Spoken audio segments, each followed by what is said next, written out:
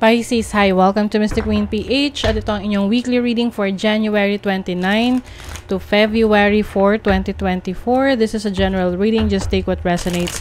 Watch your Sun, Moon, Rising, Venus for other messages. And thank you sa lahat ng mga sumusuporta dito sa ating channel. Just a reminder, gamitin nyo lamang ang reading na to bilang gabay. And pa-follow, like na rin ang ating Facebook at TikTok. Lahat po yan, Mystic Queen PH. And please check out my Shopee. Available ang mga protection and prosperity items, bracelets, zodiac sign bracelets, and many more. Link on the description. Okay, let's see Pisces. What's up? Anong parating sa inyo ngayong January 29 to Feb 4, 2024. For Pisces. Okay, health. So, this week, you will be focusing on your health. Maaring, this is also a warning sa inyo, reminder sa inyo na alagaan ang inyong mga katawan, ang inyong kalusugan. Like, living a healthier life or having a healthier lifestyle. You also have energy. Ayan. So, marami ka ring lakas ngayong week na to spend para sa mga activities mo, sa mga gagawin mo. I think you will feel excited about a project na gagawin mo. This can be sa career, sa business mo. And you will have a lot of things to do. Marami kang kailangang gawin.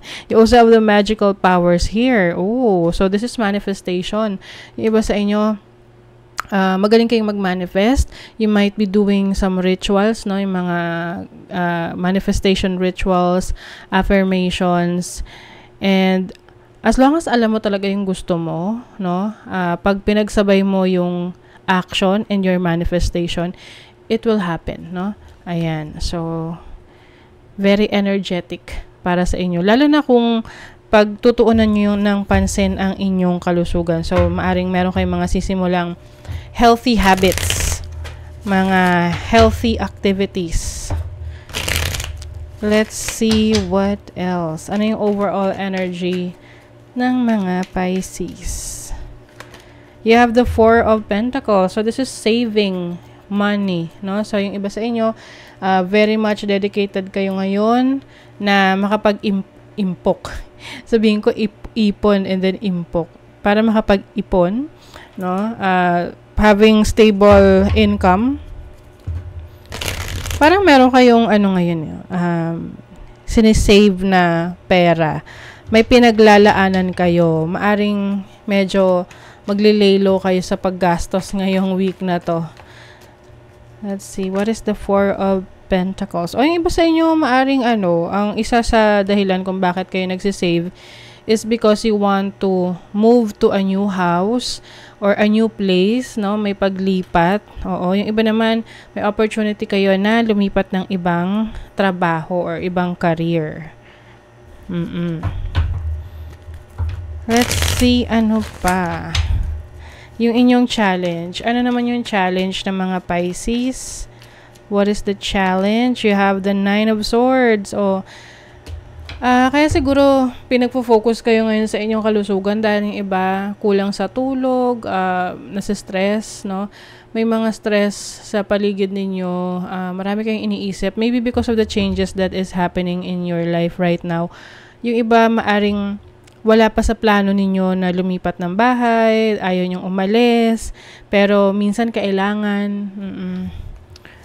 What is the Nine of Swords? May nag-overthink kasi dito eh. The Moon, nako.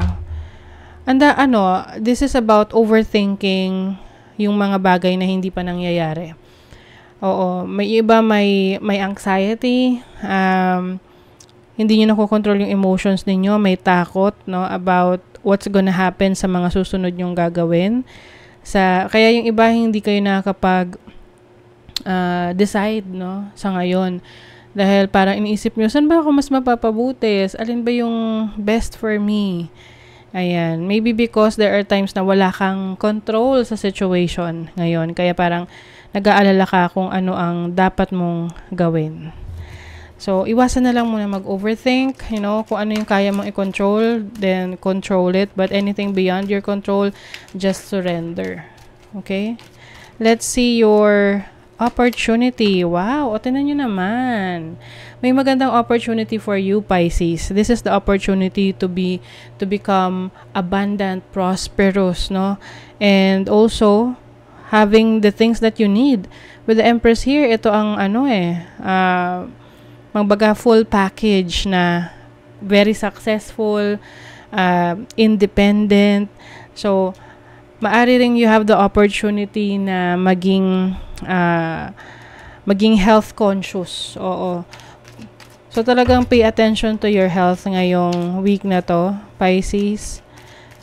Alagaan ang sarili, no? Practice self-care, self-love.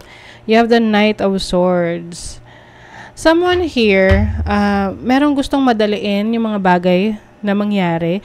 Like, for example, kung gusto mong magbawas ng timbang, gusto mong madaliin.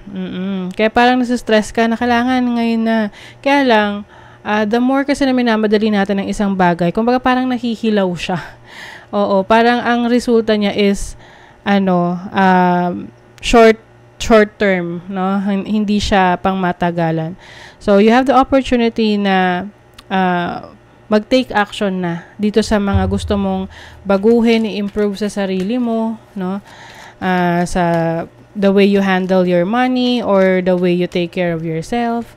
Your blessing, you have the Page of Cups and the Four of Cups. As a blessing, maaring merong sa yung offer sa ngayon. Pala siyang blessing in disguise na akala mo hindi siya makakabuti para sa'yo, but eventually, it will bring good luck sa'yo. Oo. Parang may offer sa'yo eh. This can mean, parang may nag-offer ng pwedeng bagong business, pero iniisip mo kung kaya mo ba yun, no? Maari ring, parang, meron kasi rito sa inyo na hindi kontento sa situation na meron kayo. Maaring merong person din na magtutulong sa'yo na ma-encourage ka na, to stand up and do your thing. Kasi yung iba parang, nadidepress sa situation nila na parang, ang hirap or ang hirap baguhin ang mga nakasanayan na. But, kung talagang gusto mo na may magbago sa situation mo ngayon for the better, kailangan talaga ng change. Okay? Kailangan ng pagbabago. Come home to yourself, escapist. So, ito yung mga bagay na minsan kasi umiiwas tayo sa realidad ng buhay. So, nililibang natin yung sarili natin sa ibang bagay na hindi naman talaga nakakatulong sa atin. So, mas maganda ngayon na mag-focus ka doon sa mga bagay na mag-i-improve ng kalagayan mo sa buhay, ng career mo, ng business mo, life in general, kesa sa iwasan itong harapin. Okay? So, that is your reading, Pisces. Kung nagustuhan nyo to, naka-resonate kayo, mag-comment kayo dyan, like, share, subscribe para lagi kayo updated sa ating mga readings. Thank you so much, Pisces. See you again.